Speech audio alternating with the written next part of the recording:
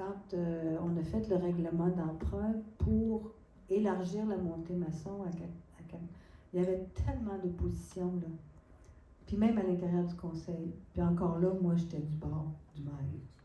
On l'a fait. Même si les gens de mon quartier d'en haut, ils ne voulaient pas payer pour le bas, moi, j'ai travaillé pour qu'on la fasse pareil. Puis je leur ai dit, ben ça va être bon pour tout le monde. Fait que, on est bien content que ce soit fait. On va juste passer quelques images rapidement. Donc, tu as déjà parlé, mais on va accélérer un petit peu là-dessus. Ouais. Oh, Madame Colville, à votre droite. Ah, j'aimais ça me costumer. Ça, c'est le banquet, le fameux banquet qu'on a fait au Jardin Moore avec la Sodame. Ah, tout le monde était costumé, pas moi, là, mais il y avait, Guillaume était un des personnages qui parlait puis qui actait, en fait. Ça, c'était magique. Le lien Sodame et Jardin Moore était naturel et puis on l'a vu bien des fois. Ah, il y a une petite répétition ici. Ouais. OK. Pourquoi ça se répète? OK. Donc, ça, on arrive ici à notre thème moment de changement. Donc, j'aimerais ça que tu nous parles d'une décision difficile que tu as dû prendre, parce que là, on a plein de beaux succès, mais des fois aussi, on a des décisions difficiles à prendre. Puis, toi, ça a été quoi une de ces décisions-là? Oh, on avait créé, mon frère et moi, une entreprise. On avait notre bureau à Montréal, sur la rue Saint-Denis. Ça s'appelait Arénage Gestion Impression. Moi, en communication, avant d'être avec lui, j'avais travaillé en agence, Gendron Communication à Laval. Et lui connaissait beaucoup de contacts dans le domaine des publications, de l'édition. Et on a créé notre entreprise. Ça a super bien été pendant 2 ans. Après ça, les éditeurs, nous, ce qu'on faisait, on supportait le crédit de nos clients. On n'aurait jamais dû faire ça. Et les éditeurs recevaient, eux autres, leur subvention 90 jours après, des fois plus. Fait qu'on ne pouvait pas payer nos fournisseurs, en tout cas. Et nos imprimeurs se sont fait acheter au fur et à mesure par Québécois, Transcontinental. Donc, on ne pouvait plus avoir de prix dans le domaine de l'impression. Alors, on a décidé de fermer la boutique. Et fermer boutique dans des conditions un peu difficiles. Mais on y est arrivé. J'ai vécu ce que vit une PME là, à cette époque-là. Et ça m'a formée à mieux travailler, à travailler différemment, si on veut, là. Puis, ça m'a fait rendre compte que j'étais capable de travailler, d'être consultante en publicité, de chez moi, de mon sous-sol, puis de faire des sous pareils, puis d'être près de mes enfants. Bon, c'était un gros changement bénéfique dans mon cas. Ce qui ressort beaucoup de ta prise de parole d'aujourd'hui, je trouve, c'est qu'il y a beaucoup de moments de transition qui sont souvent très courts entre tes projets. Tu sais, on dirait que, comme on voit dans le document que tu avais produit, ça se chevauche tout le temps un peu. Puis je me demandais si tu as des souvenirs de périodes de transition, comment est-ce que tu gérais les transitions dans ta vie professionnelle? Comment gérer les transitions? C'était des tiroirs dans ma tête. Ils se fermaient ou ils s'ouvraient selon les différents dossiers que je gérais. Donc, je suis pas une fille qui se pose beaucoup de questions d'avance. Il y en a qui se posent bien des questions, bien longtemps d'avance, puis qui analysent longtemps. Mais on dirait que moi, quand je sais qu'il faut que j'y aille, j'y vais, puis je me pose pas de questions, puis c'est ça. Cette transition-là, oui, elle a été difficile, mais ça a été un mal pour un bien, là. Puis, on avait parlé tantôt on en a parlé du chalet, là, du projet de chalet, mais c'était notamment une des transitions que tu avais eues dans ta vie, là, tu sais, une grosse épreuve, mais finalement, le chalet t'avait comme aidé à passer à travers. Tu disais aussi que tu t'étais vraiment réinvesti dans tes comités, tu sais, dans le travail. Fait que ce moment-là de transition, tu l'avais comme utilisé de manière active. Est-ce que tu te souviens? Oui, effectivement, ça a été un gros moment de transition. Puis, tu sais, je suis pas une fille qui se pose beaucoup de questions d'avance. Il y en a qui se posent bien des questions, bien longtemps d'avance, puis qui analysent longtemps. Mais on dirait que moi, quand je sais qu'il faut que j'y aille, j'y vais, puis je me pose pas de questions, puis c'est ça. Cette transition-là, oui, elle a été difficile, mais ça a été un j'ai pris un pas de recul. Là. Après, quand ça nous arrive, ça, un petit pas de recul, et puis on s'est concentré sur le projet commun qu'on avait, là, notre chalet. Puis, mais ça m'a permis, avec les enfants, de m'activer. Tu sais. Quelqu'un meurt, faut pas. J'ai une amie qui m'avait dit, puis j'ai toujours répété à tous ceux qui ont eu des deuils, il faut que tu pleures, mais pas trop. Parce que il faut que tu passes à travers, mais il ne faut pas que tu t'appuies toi sur ton sort. Donc, c'est comme ça que je l'ai vécu, mes moments de transition. Puis, je pense que je me suis pas morfondue longtemps. C'est comme ça. C'est fini, puis on passe à d'autres choses, mais avec tous les bons souvenirs, tout ce que ça t'a donné, ça t'a apporté comme beau message, là, si on veut. Donc, c'est un moment de transition. Puis, donc, je me suis réinvestie dans la politique. Les élections 2005 sont arrivées. Ça a bien été. J'ai compté entre 2005 et 2009, là, j'ai eu jusqu'à 24 comités. Une année, la dernière année, j'ai eu 350 réunions dans l'année. Patricia, tu connais ça? Denise, tu connais ça? Claude, tu connais ça? Ils ont tous été conseillés. Puis ceux qui veulent éventuellement le faire, ben, il faut savoir qu'il y a du travail. Mais dans ce temps-là... J'allais dire, tu vois, Pierre, t'es chanceux, t'as manqué ça.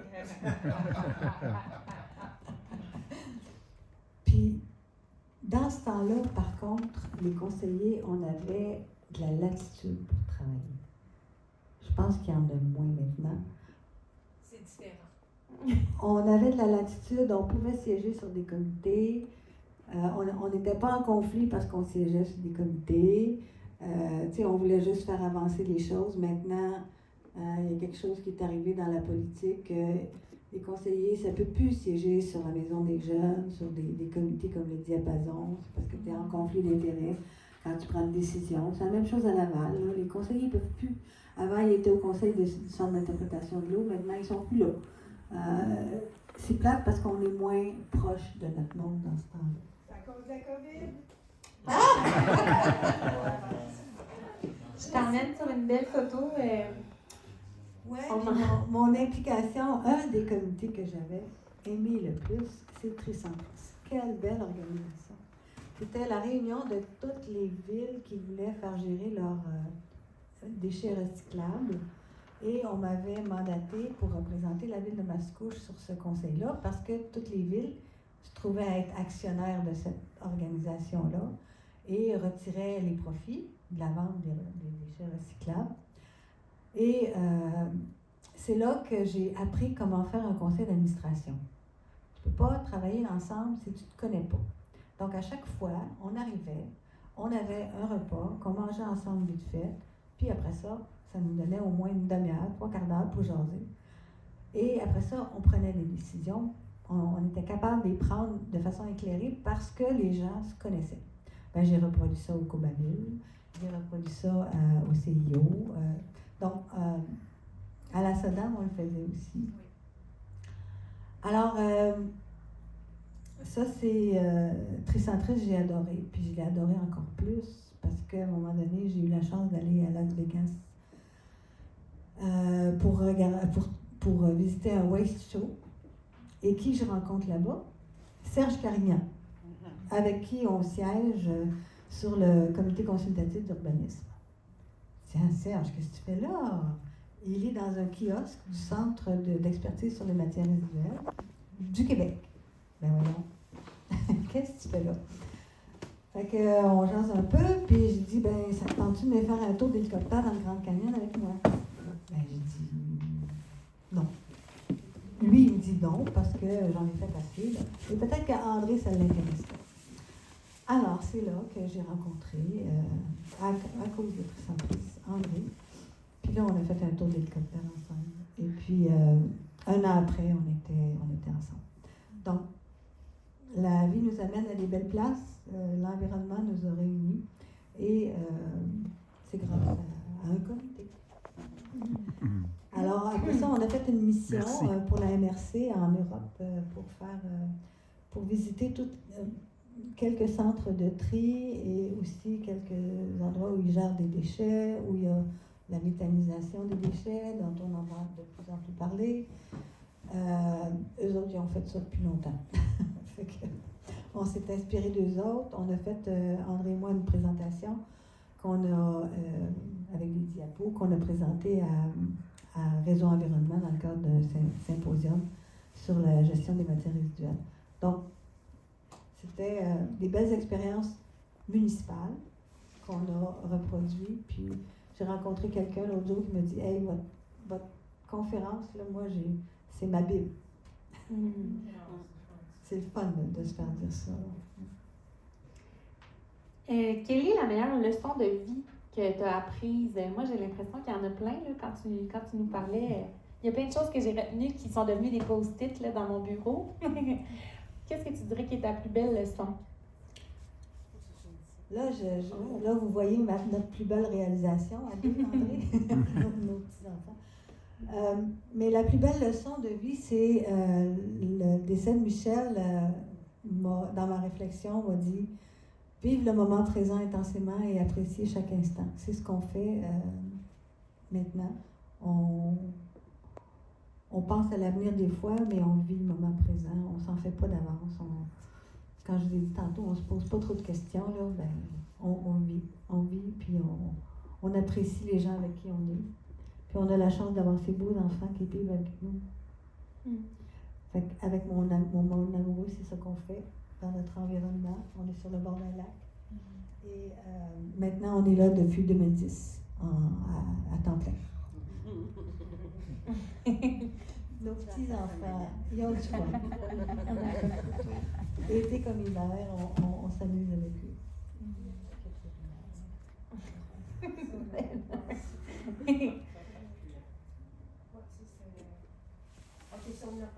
On a parlé. Je vais passer à ma prochaine question d'abord. Est-ce qu'il y a un conseil que tu donnerais à quelqu'un qui commence une nouvelle étape? Attends, j'ai un autre message à dire aux gens. Un autre mantra qu'on se dit, André et moi, le bonheur, c'est s'adapter. Je vous l'ai dit sûrement à quelques reprises. J'ai eu un professeur à la maîtrise qui a fait le tour du monde. Il a interviewé 3000 personnes. Il faisait une recherche sur le bonheur. Et sa seule conclusion, ça a été ça. Le bonheur, c'est s'adapter. Fait que quand on nous arrive un pépin, ben, c'est ça qu'on se dit. Je vais m'adapter. Ça ne veut pas dire d'être passif, là. Ça veut juste dire ça ne donne rien de t'acharner sur ce qui ne va pas, là. Pense à une solution. Voilà, c'est ça. Le conseil que tu donnerais à quelqu'un qui commence une nouvelle étape de sa vie. Celui-là, c'est définitivement un post-it dans mon agenda. Un post-it. Oui. Ouais, ben, parce qu'elle m'a tout posé ces questions-là avant.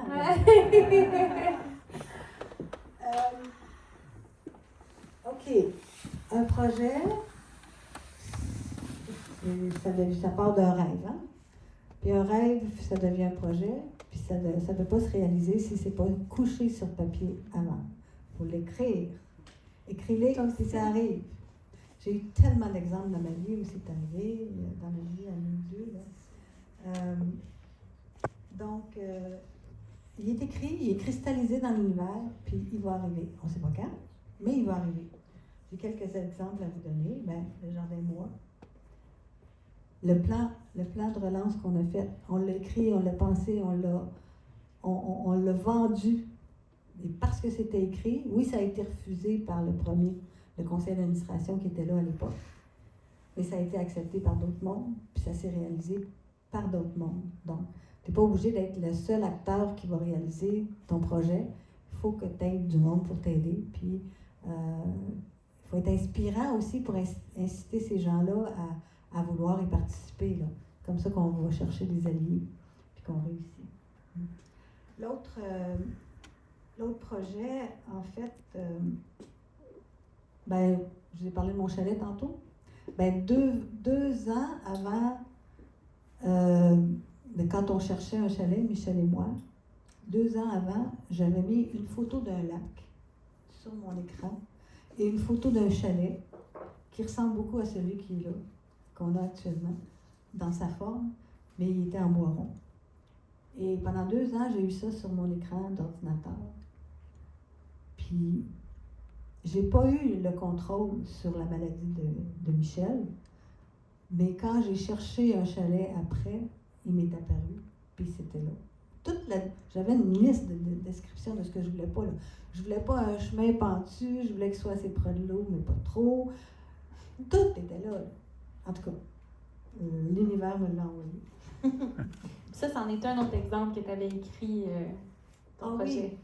À Lac-des-Saisiles, c'est un beau grand lac, mais il y a le sud, puis nous, on est au sud, puis il y a une autre partie au nord. Il n'y a pas de route entre les deux. Alors, André et moi, on avait fait un projet de navette sur le lac pour nous faire communiquer avec l'autre partie de la ville.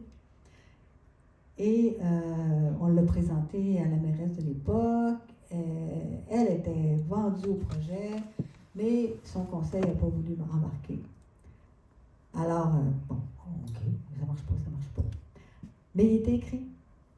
5 ans après, une des conseillères, qui n'était pas au conseil à l'époque, elle m'appelle, elle dit « J'ai entendu parler que vous aviez fait un projet de navette.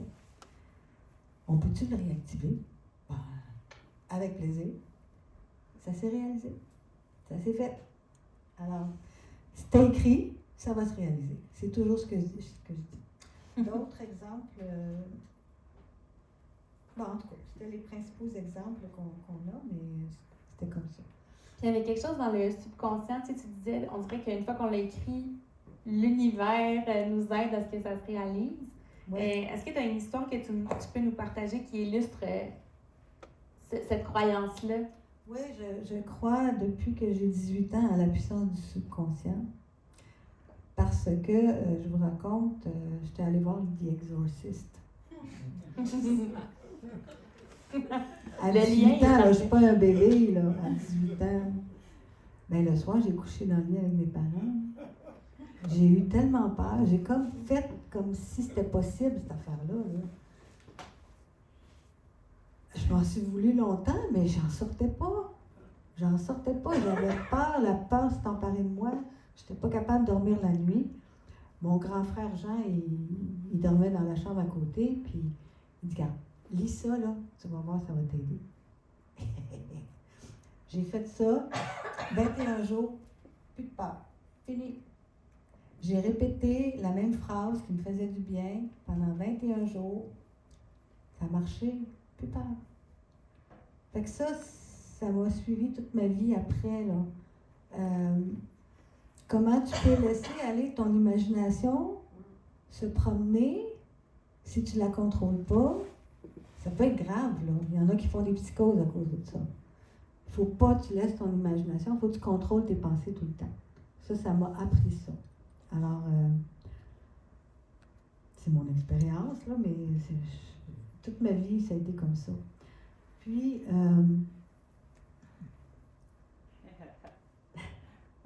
c'est quoi ça? Ça m'a amené aussi, ça t'amène des sentiments, là, Lise, là, hein? Parent efficace. Oui.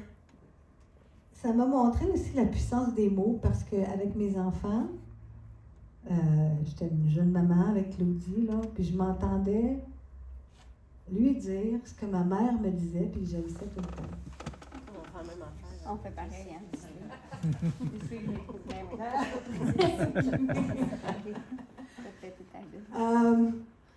Ça, j'haïssais ça parce que ma mère, elle a été une période assez colérique et quand elle était un peu dépressive, puis je ne m'aimais pas. Alors, tu allais prendre des cours. Denise nous a donné des cours dans le cadre de Claire Soleil, le message et tout ça. Et ça m'a appris que chaque mot a son importance. Tu peux pas sortir n'importe quel mot de ta bouche. Puis, moi, je suis vraiment... ça me dérange, là, tout ce qu'on peut sortir sur les réseaux sociaux. En plus, ils les écrivent, là. Ça se cristallise dans l'univers, tout ça, puis c'est très néfaste pour tout le monde. Donc, il faut contrôler nos... Moi, j'ai appris qu'il fallait que je contrôle mes pensées. Assez que à un moment donné, je travaillais à l'Université McGill comme secrétaire. Je travaillais beaucoup. J'étais bénévole aussi pour le club de ski et la fédération des clubs de ski. J'étais fatiguée. Fait que je dis à ma collègue, il me semble que je serais bien chez nous, juste un petit peu, un petit repos de 2 semaines, là, ça me ferait du bien. Mais mon œil droit a paralysé. Va donc savoir pour soi, pourquoi, personne n'a su pourquoi. J'étais là 4 mois, couchée, les maux de tête à pu finir parce que j'avais une infection sur le nerf optique qui s'était développée. Fait que j'ai appris à ne plus jamais dire ce genre de choses, à ne jamais ouvrir de porte à la maladie. Fait que c'est ça, j'ai appris à contrôler mes pensées. On arrive déjà à la dernière question. Puis j'aime beaucoup où tu vas nous amener avec cette question-là parce que ça nous guide aussi. Tu sais, c'est la fin de l'entrevue, mais ça va nous porter dans les prochains jours, je suis certaine. Est-ce que tu peux nous parler du contexte dans lequel tu trouves tes meilleures idées, ton processus de réflexion, de création? Ben, je peux vous dire que comme résidente de Mascouche en banlieue, ayant travaillé longtemps à Montréal, mon processus de création se fait beaucoup dans le trafic. Beaucoup des projets de la SODAM se sont faits entre la 25 et entre Montréal et Mascouche, c'est à 25. Beaucoup des projets pour le Cobamil aussi. Et pour le CIO, ben, ça a été beaucoup de projets sur la 15 entre Saint-Sauveur et Laval.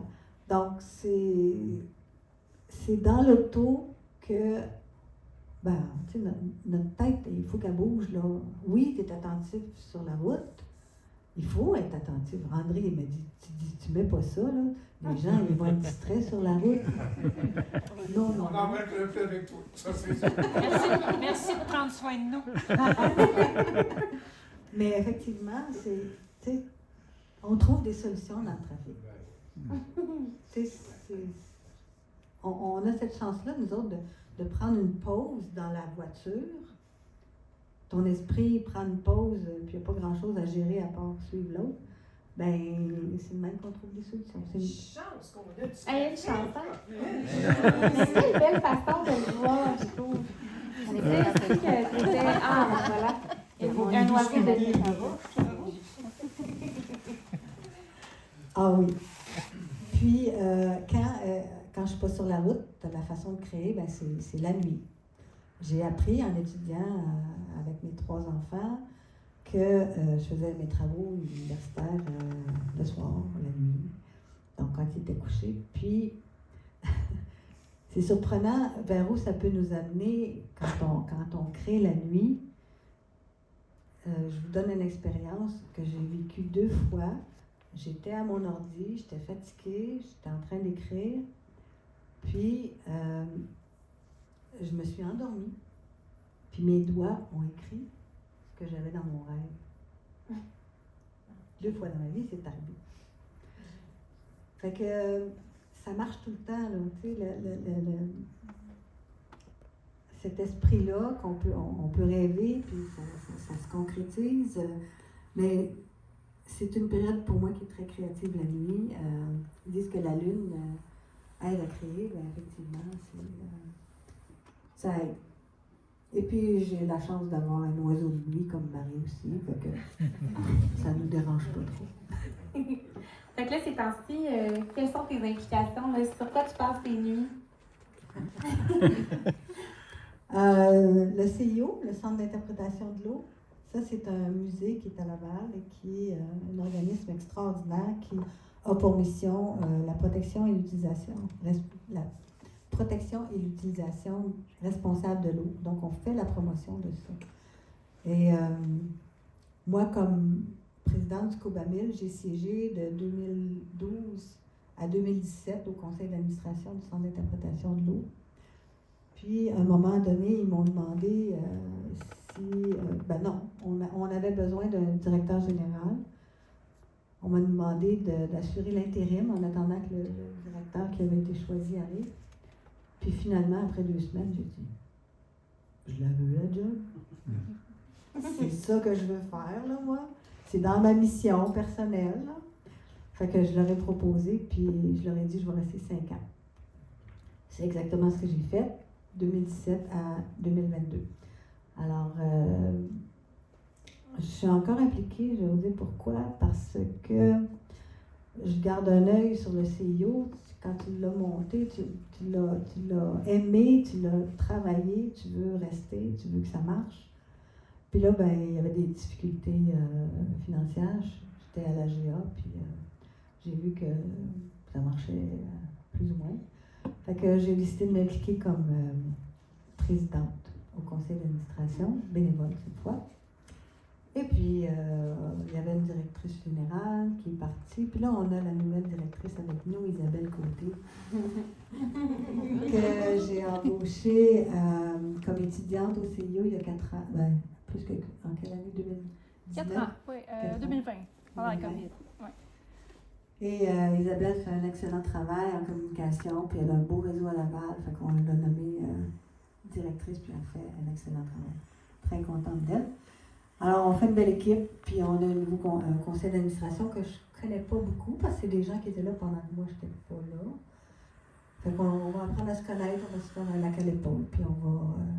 Aller manger un bon repas. Oui, exactement. Alors, l'autre implication, c'est l'association Lac L'Oréal. Depuis quand même 2013, on est au conseil d'administration de cette association-là. André et moi, on prenait jusqu'à cette année les échantillons d'eau. Là, on a formé d'autres mondes à le faire pour le réseau de surveillance volontaire des lacs.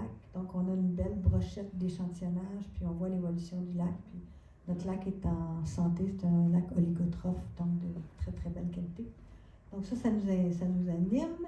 Et aussi la course de bateau en carton là, qu'on fait à chaque année. Est-ce que c'était celui-là, ça? Oui. OK. On se fait une course à chaque année, là, c'est tellement drôle, on a du fun. Ça, c'est une belle organisation. Puis, je m'implique comme à la Coalition Navigation depuis 2015 parce que les bateaux sont un gros vecteur d'eutrophisation des lacs parce qu'ils créent des vagues, puis des grosses vagues qui viennent éroder les rives, qui viennent brasser les sédiments, donc plus de phosphore dans l'eau. En tout cas, c'est une cause que j'appuie, puis pour laquelle je travaille fort tout le temps. Puis aussi, je rédige des chroniques dans les magazines Québec Yachting puis Vivre à la campagne. J'en ai fait 7 à date. Ça parle tout de navigation durable, de respect des lacs. Donc ça, c'est mon dada. J'aime écrire. Oh oui, reconnaissance. André voulait absolument que je le mette ça C'est là. important. Ben oui, Bon. elle est trop humble. OK. Bon, ben, ceux qui ont entendu déjà Bénéfole, ben, déjà en 2013, quand j'ai eu cet hommage-là, ben, dans mon petit mot, j'en parlais. Puis, j'ai eu la chance d'avoir ça du réseau des femmes d'affaires. Là. Donc, en 2022, avant de partir du CIE, ça a été un bel hommage. J'étais contente. Bravo.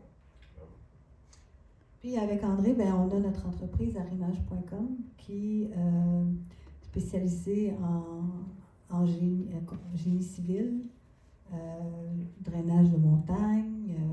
On fait André est capable de faire des plans, c'est un ingénieur, mais sa maîtrise aussi en transport. Donc, à deux, on travaille. Moi, j'ai des mandats aussi d'accompagnement d'organismes en environnement. On a travaillé récemment sur Rouen-Noranda, le lac Ossisco est en mauvais état. Donc, on donne un coup de main là-bas dans la concertation régionale qui est pas mal de fun. Donc on fait des petits mandats comme ça, puis ça nous tient occupés, puis on prend les mandats qu'on aime seulement. Ben, merci de nous avoir choisi comme mandat que tu aimais. Merci pour ta générosité. C'était vraiment un plaisir d'apprendre à te connaître et de te voir te dévoiler dans toute ton humilité. Bravo. Ça me fait un grand, grand plaisir. Et puis, on a la chance de vivre dans un beau cadre. Pourquoi? C'est parce qu'à Mascouche, on vivait dans un beau cadre aussi.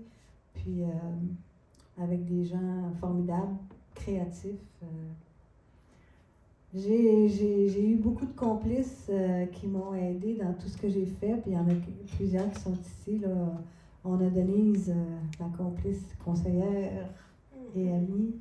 Daniel, son mari aussi, qui était là dans le temps du PEP de Mascouche. On a Patricia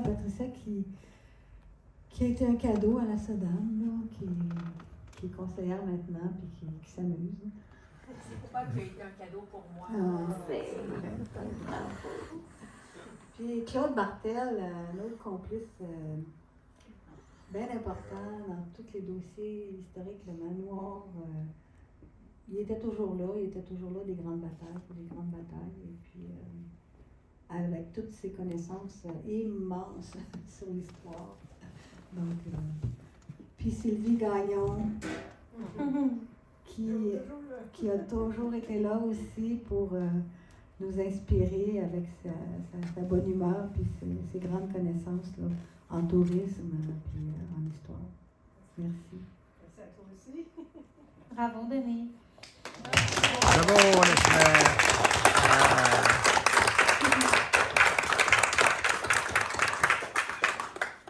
Puis j'ai pas parlé de mes enfants, mais mes enfants, c'est extraordinaire.